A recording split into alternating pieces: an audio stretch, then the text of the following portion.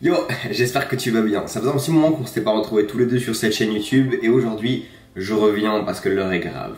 Les beaux jours sont en train de revenir et je vois de plus en plus de personnes, que ce soit à la salle, que ce soit à l'extérieur, commencer à courir pour avoir leur perfect body. Et je voulais dans cette vidéo t'expliquer pourquoi je trouve que c'est une très mauvaise idée de faire du cardio si tu veux perdre du poids. Donc reste bien branché, on est parti. Si tu me suis un peu, tu sais que je suis pas un fervent défenseur de faire du cardio et je vais m'efforcer dans cette vidéo de te montrer un petit peu le ratio coût-bénéfice qu'il peut y avoir à faire ce genre de choses. Encore une fois, le cardio n'y fait pas exception et la seule manière de perdre du poids, c'est d'avoir un bilan énergétique qui va être négatif sur le long de la journée, c'est-à-dire de manger moins que ce que tu vas venir dépenser. Donc l'intensité du cardio n'a absolument rien à voir et les résultats sont les mêmes que tu fasses du cardio ou que tu réduises simplement ce que tu vas manger. Alors si vraiment tu veux t'entêter et faire du cardio, laisse-moi quand même t'expliquer ce que tu peux brûler par exemple en une heure. Ça peut aller de 100 à 600 calories. C'est difficile à croire, mais c'est pas parce que tu sors de ton heure de cardio totalement trempé et lessivé que tu as brûlé plus de calories que sur une séance de musculation où tu as fait des exercices polyarticulaires avec des temps de repos assez courts et une bonne intensité. Et si je te disais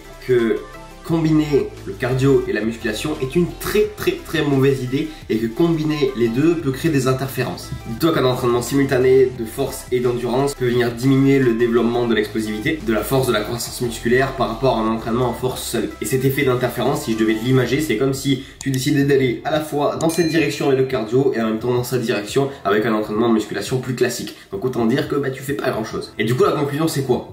Pas de cardio du tout. Donc effectivement, étant donné qu'en perte de poids, le cardio n'est pas plus efficace que juste de manger moins, et que le cardio interfère avec ton entraînement en musculation, il est plutôt judicieux de l'éviter totalement dans le cadre d'un entraînement optimisé. Et là, ça va me faire mal de le dire, mais dans le cadre de certains photoshoots ou de préparation à une compétition, il est parfois bien d'intégrer un petit peu de cardio pour éviter de faire face aux problèmes suivants, comme descendre à un niveau de calories qui va faire que tu vas crever la dalle, ou un petit peu plus préjudiciable, avoir des soucis en termes de carence en nutrition, en macro et micronutriments. Mais du coup, maintenant que tu sais qu'il existe cet effet d'interférence, est-ce qu'il y a des moyens pour le contourner un petit peu, pour quand même pouvoir maximiser les effets du cardio sans trop interférer sur ta séance de musculation?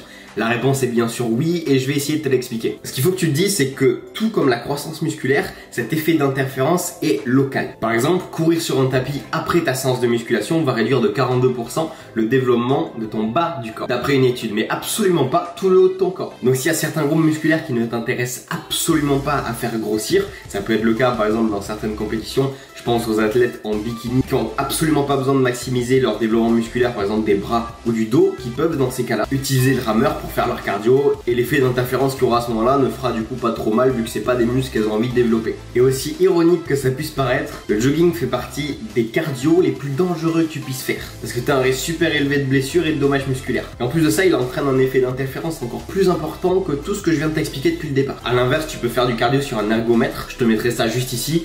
Celui-là va impliquer beaucoup moins de dommages. Il brûle aussi pas mal de calories, donc il peut être pas mal intéressant. Ce que tu peux faire aussi si tu veux vraiment faire du cardio, c'est éviter que ta séance se chevauche avec ta séance cardio. C'est-à-dire laisser du temps entre les deux. Tu peux par exemple laisser 6 heures, c'est un bon chiffre en général. Le problème c'est si tu fais ta séance de cardio avant ta séance de musculation, ça va souvent venir te fatiguer et du coup nuire à tes performances qui vont venir juste après, donc c'est un petit peu dommage. Le problème c'est si tu fais aussi ta séance cardio après ta séance de musculation, ton entraînement va être plus axé sur l'endurance malheureusement.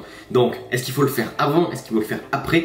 Mais en fait les deux. L'idée si tu veux vraiment faire du cardio, c'est que tu peux le faire avant et après ta séance. Tu peux te servir de avant tel un petit échauffement, mais par contre fais vraiment attention de ne pas rentrer en mode endurance. Dès que tu sens que tu vas venir au point où tu vas solliciter l'endurance, tu arrêtes et tu peux passer à ta séance à ce moment-là et là tu auras le moins de dommages que tu puisses avoir. Alors implémenter du cardio ou non, ça dépend juste d'une chose. Est-ce que le fait de diminuer tes calories va pas t'entraîner le fait que tu vas avoir extrêmement faim, que tu vas avoir certaines carences? Si c'est le cas, tu peux implémenter du cardio pour pouvoir baisser tes calories de cette manière-là et pouvoir du coup un petit peu plus manger. Si par ta nutrition, tu es bien à ce niveau-là, que tu peux maintenir tes niveaux de faim, que tu n'as pas de carence, ça ne sert absolument à rien d'implémenter du cardio, ça sera juste une perte de temps. Donc petit rappel, si tu veux vraiment implémenter du cardio au niveau de tes séances, choisis un type de cardio qui sollicite des muscles qui sont pas trop importants pour toi, planifie aussi peu de cardio que nécessaire pour atteindre l'objectif souhaité, maintiens une intensité suffisamment basse pour que tu ne passes pas en mode endurance, tu dois être capable de pouvoir tenir une conversation sans être trop essoufflé, et enfin fais ta séance cardio le plus loin possible de ta séance de musculation, ou sinon comme je t'ai expliqué, tu viens implémenter un petit peu au début et un petit peu à la fin. En tout cas voilà ce que j'avais à te dire pour le cardio. Je respecte totalement toutes les personnes qui font ça par